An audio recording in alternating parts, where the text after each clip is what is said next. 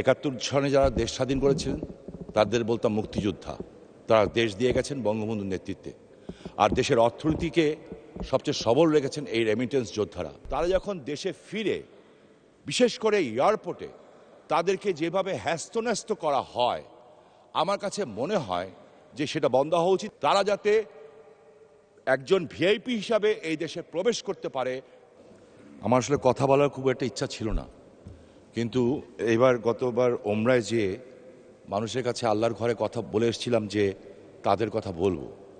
আমরা আমাদের যারা বিদেশ থেকে টাকা পাঠান, আমরা তাদেরকে রেমিটেন্স যোদ্ধা বলি। ৭১ সনে যারা দেশ স্বাধীন করেছিলেন তাদের বলতাম মুক্তিযোদ্ধা। তারা দেশ দিয়ে গেছেন বঙ্গবন্ধুর নেতৃত্বে। আর দেশের অর্থনীতিকে সবচেয়ে সবল রেখেছেন এই রেমিটেন্স যোদ্ধারা। সমস্ত ব্যবস্থা আছে, কিন্তু জটিলতার কারণে সেই বিষয়গুলি হচ্ছে না।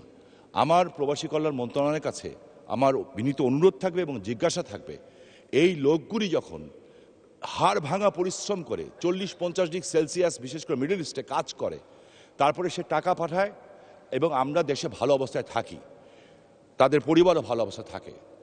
এবং মাননীয় প্রধানমন্ত্রী এই কথাটা বারবার বলে, তারা যখন দেশে ফিরে, বিশেষ করে এয়ারপোর্টে তাদেরকে যেভাবে হ্যাস্তন্যস্ত করা হয়, আমার কাছে মনে হয় যে সেটা বন্ধ হওয়া উচিত। এবং এই মন্ত্রণালয় থেকে নির্দিষ্ট ভলেন্টিয়ার সৃষ্টি করে তারা যাতে একজন ভিআইপি হিসাবে এই দেশে প্রবেশ করতে পারে, সম্মান নিয়ে প্রবেশ করতে পারে, সেই বিষয়ে কোনো ব্যবস্থা গ্রহণ করবেন কি না, করলে কবে নাগাদ করবেন?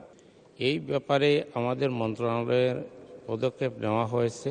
এয়ারপোর্টে আমাদের কর্মীরা আছে, বিদেশগামী যাত্রীদের ব্যাপারে ওদেরকে দেখাশোনা করে। তবে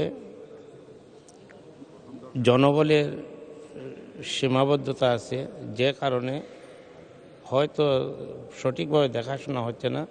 তবে ইতিপূর্বে আমি বিমানমন্ত্রী মহোদয়কে বলেছি যে আমরা এয়ারপোর্টে একটা মিটিং করব এবং সেখানে কাস্টমস, ইমিগ্রেশন এবং সিভিল এভিয়েশন ওনাদেরকে নিয়ে আমরা একটি মিটিং করব এবং সেখানে সমস্যাগুলোর সমাধানের লক্ষ্যে আমরা কাজ করব।